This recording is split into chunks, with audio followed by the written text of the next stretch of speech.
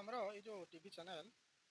से लिखिला 5 रे शिक्षकों लगी खुशी खबर 5 शिक्षकों लगी खुशी खबर कहीं जिनस कहीं लगे केबे कराइला ना 1 मंथ एगो देखि परछन 1 मंथ एगो आस्तिला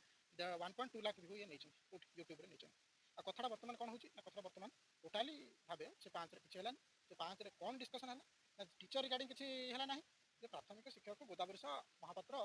गोदावरीश मिश्र जो कोन